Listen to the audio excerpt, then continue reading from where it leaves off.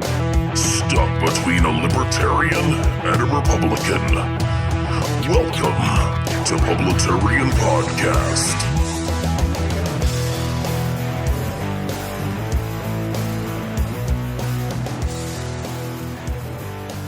Good morning, good afternoon, and good evening, everybody. This is Ronald Johnson, Publitarian, coming at you again with another episode of Publitarian Podcast. And this is a special episode because this is episode number 50 of Publitarian Podcast. That's right. So we're just going to keep the music going, and I'm just going to take a lap for a minute. 50 episodes. That's all right. Thank you. Thank you, everybody. 50 episodes, and also another landmark. 2,500 downloaders. 2,500. I can't imagine 2,500 of you wanted to hear my thoughts and opinions, but here we are, so thank you very much. As with a reoccurring theme on this show, the big 50 episode, I was going to do something special. I was going to have Woman for America in. Our schedules did not coincide. It seems to be like the legacy of the show, unintended missings of interviews. But also, Publitarian Studios is in shambles. We're still in the process of moving one day and then not moving the next day. So we have a sad beer fridge. It is unplugged. I am enjoying a bourbon today called Hillbilly Bourbon that I tasted at a bourbon tasting festival because, yes, I am that cool. I went to a bourbon tasting festival a couple days ago, and Hillbilly Bourbon, unintended shout out to them. But anyway, again, sincere thank you to you all who have downloaded and listened to this podcast and spread the word about the podcast. Y'all the real MVPs. Thank you so much. Yeah, 2,500 downloaders, episode number 50. So rather than making this a groundbreaking landmark episode in podcasting history, your tier 1 podcaster is just going to catch up with some of the news of the day that he has missed in his half torn apart studio and submit it to the masses and see what happens. So the first thing down the chute today in our news of the day that I thought was a satirical line possibly from the Babylon Bee, but it's not. So here we go. First headline. From Fox News, Hillary Clinton to serve as keynote speaker at Cyber Defense Summit. Excuse me, the fuck did you just say? Yes, you heard me correctly. Hillary Clinton to serve as keynote speaker at Cyber Defense Summit. Former Democratic presidential nominee Hillary Clinton will serve as a keynote speaker at the Cyber Defense Summit 2019, the cybersecurity company FireEye announced on Thursday. We are pleased to announce that former U.S. Secretary of State Hillary Rodham Clinton will be a featured... Sorry, I'm laughing while I'm reading this. Will be a featured keynote at our FireEye Summit in October. Secretary Clinton will engage in an intimate I'm sure it'll be so intimate. Q&A keynote discussion, a tweet from the company read. FireEye's website touted its informative and insightful keynotes from industry thought leaders. Jesus. I can't even get through this. You know what? I'm not even going to read the rest of this article. Oh my gosh. This is like hiring Henry VIII as your marriage counselor. Great job, folks. Anyway, moving on from there. Also in the news, President Trump is visiting the UK, and he's meeting with the Queen at the West Terrace of Buckingham Palace, and there's all the pomp and circumstance and everybody firing the rifles and doing all the ceremony and everything. But what has people more interested is Trump's hairstyle before he left for the UK. He showed up at this church. It was a big surprise. He was playing golf earlier. He showed up at this church. Pastors prayed for him. Beautiful moment. And everybody is obsessing over what his hair looked like, which, I mean, if y'all ain't got used to Trump's hair by now, I don't know what to do for you. But anyway, it was slicked back, and everybody was like, oh, is this Trump's new look? Yada, yada. Y'all are like way, way, way overcomplicating this. The dude had on a hat, and he was playing golf, and he was sweaty, so his hair was slicked back. That's it. You see him today meeting with the Queen, and he's got his regular Trump duo rocking. Man, but people were losing their minds about that. Oh, his new hairstyle. And I'm like, guys, I guess as a Floridian, I know how it is. You know, you play golf, you sweat, your hair looks crap when you're done. Anyway, that was the big Trump controversy. But what I am most interested in talking about today is the apparent rejection of globalism around the world. And the reason I say that, if you look around these elections that are happening around the world, the Brexit Party formed in Great Britain, led by Nigel Farage, and it picked up something like 30% of the vote. And I know when you're talking numbers, especially in America, when you just have a two-party system, you go, oh, well, 30%, that's not much. No, they have like a billion parties over there. And if you've amassed 30% into one party, that's huge.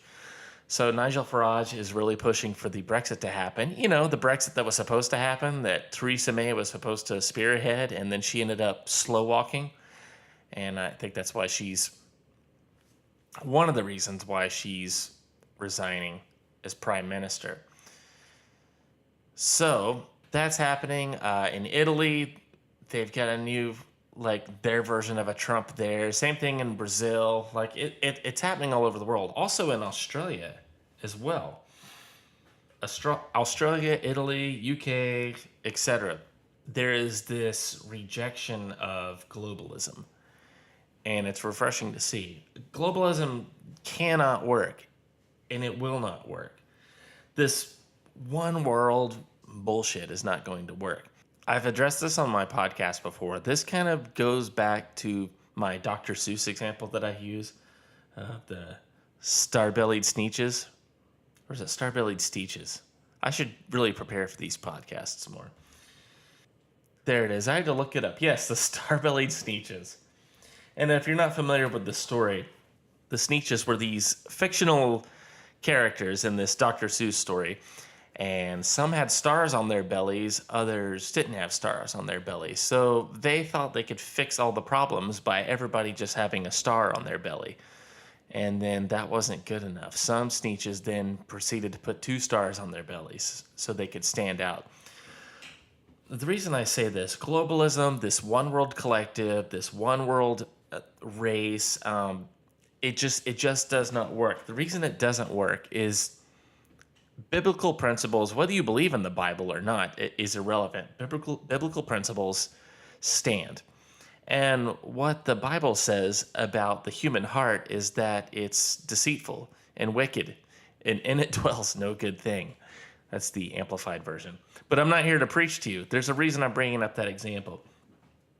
What I'm saying is, if you try to erase differences and you try to meld differences together, such as globalism, there will still be deceit. There will still be envy. People will still want something that somebody else has. And what the globalists want is their own demise. That's the irony of this whole thing. And so it's refreshing to see the world is starting to reject this globalism in favor of nationalism. I know nationalism is like this racist buzzword now. When I say nationalism, just to be clear, I'm not talking about white nationalism. I am talking about each country representing its own country's interests. I know that's a novel concept, right? That Italy would want what's best for Italy, and that the UK would want what's best for the UK, and that the United States of America would want what's best for the United States of America. Somewhere back in either the League of Nations time or the United Nations time, there was this push that the United States had all of this unfettered power, and it needed to be contained and needed to be in check for some reason, and that we needed to go around and do global apology tours for how great we are. And the world has suffered because of it. More freedom, more nationalism, telling other countries, hey, come up here, not us tearing ourselves down. That's really the key to freedom and prosperity and the global good, if you will. And I think a lot of countries are finally starting to wake up to that they've been sold this bill of goods by this European admin state. And this is going to be a recurring theme. It was a recurring theme on a couple of podcasts I did, and I'll probably keep it going. The admin. Resist the admin. There is this ruling elite class of people from local government all the way up into global government that want to be admins over us. They think they know what's best for us. They want to engineer us. And you see it in local politics, you see it in City Hall, all the way up into big players around the world. This admin state, these people that haven't necessarily ever done anything in their lives, but they sit behind a desk and they hold degrees, so they know what's better for everybody. And that's going to be a recurring theme in a lot of my podcasts about the admin and what we need to do to resist the admin. But anyway, back to my Dr. Seuss example. People are going to find a reason to be jealous, envious, or even angry at other people. It's human nature. It's also why socialism won't work, funny enough. You're relaying your power to an elite few, and you just hope that they'll have the best of intentions and follow through purely with those intentions. And it's not going to happen. How do I know it's not going to happen? Because I've read a history book. There is not one single example of socialism working. And don't at me about these Nordic countries, these homogenous Nordic countries that are wider than the United States of America, WHITER. These homogenous small countries that don't even have a population close to the United States of America, that are ironically more capitalistic than the United States of America. If you look at the World Economic Index, these countries, Denmark, Sweden, Norway, Finland, that people love to cite as socialism working, are not socialist. They are capitalist free market countries. Their businesses pay the absolute lowest taxes in the world. The lowest tax rate. Did you hear that? Their citizens pay some of the highest tax rates in the world. A lot of these countries were also rich before they started their big admin, government, nanny state experiment. And if you look at a sliding scale, that wealth, that prosperity is slowly starting to creep down. This isn't what I was going to talk about, but here I go, ramping into the evils of socialism again. The Prime Minister of Denmark himself said in 2015, "No, Bernie Sanders, we are not a socialist country." PragerU's done a spot on this where an economics advisor from Denmark has come over and he was like, "Stop calling the Scandinavian model socialism. It's not socialism. The government is not controlling the means of production. It's more those countries are more capitalistic than the United States of America." That's what's funny about the whole thing. Like, they have more capitalism, they have more free market than we do. And that capitalism and that free market subsidizes and supplements the big government nanny state. It's kind of how China does their business too. Yes, they're communists, but they embrace this capitalistic society that props up their communist government. If you would just let capitalism be capitalism, that's the way to go.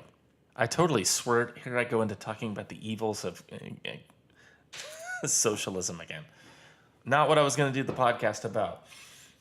Obviously, you'll want to hear my reactions to that sham of a press conference that Bob Mueller gave regarding his report, speaking out of both sides of his mouth. In one instance, he's like, "Well, you should let the report speak for itself."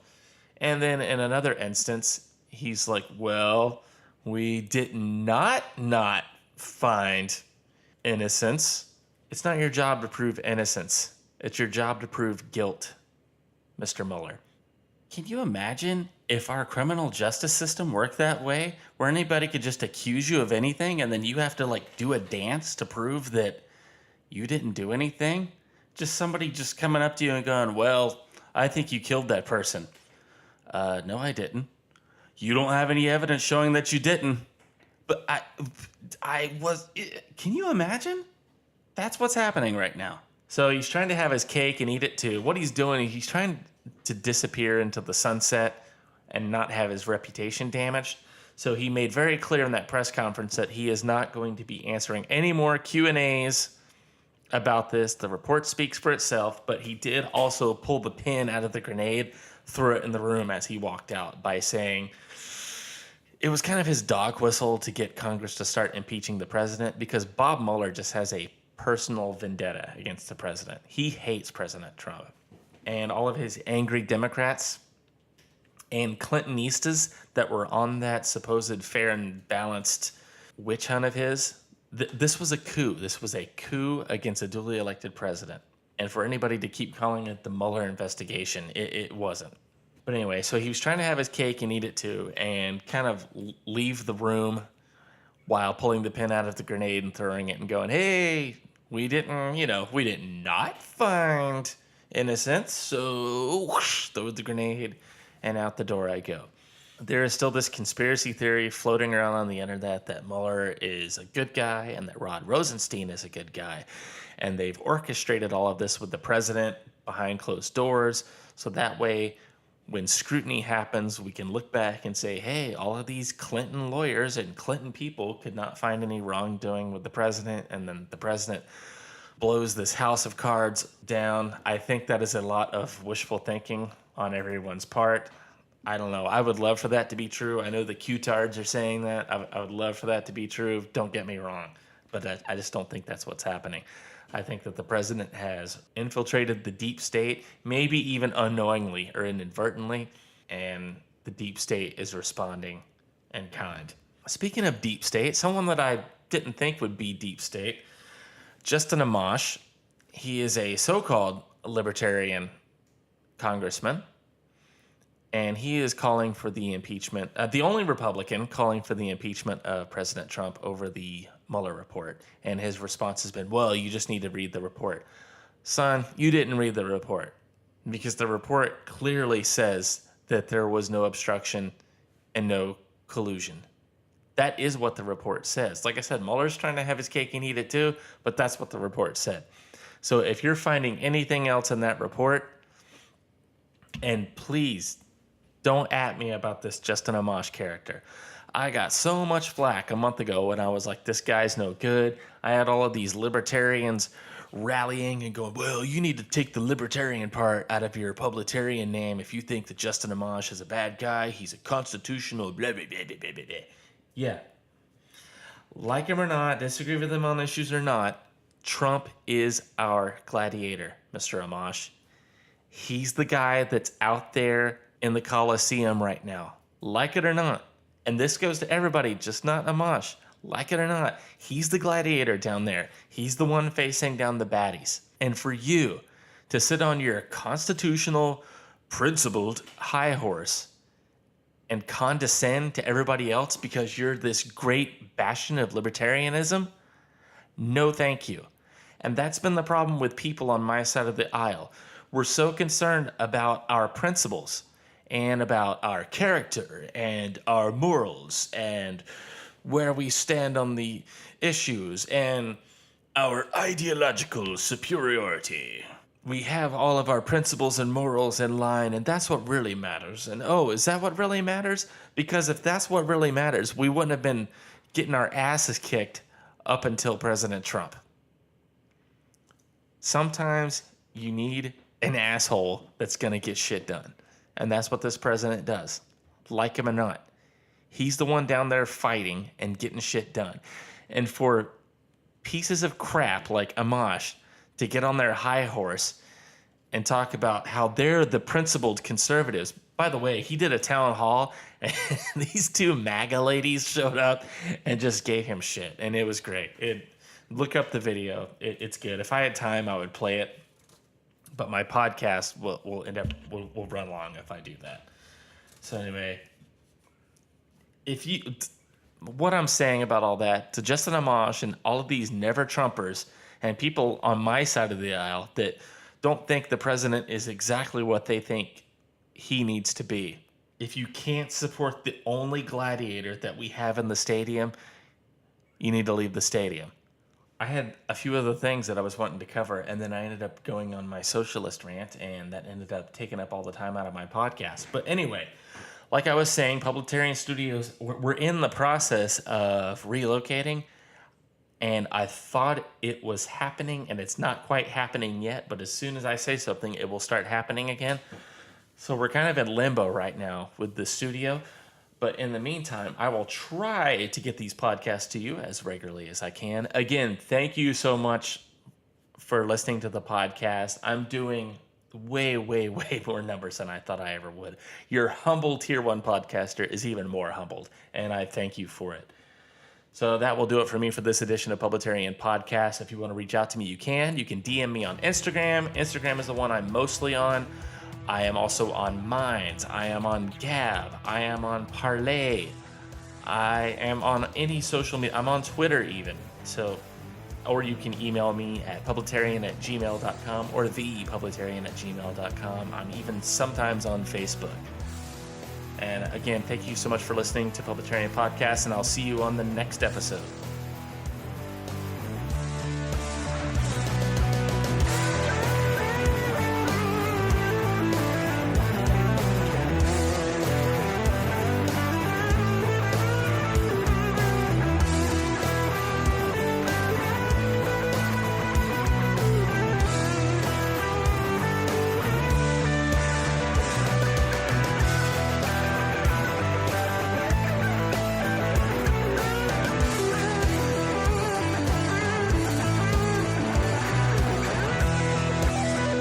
You've been listening to Publitarian Podcast. Copyright 2019.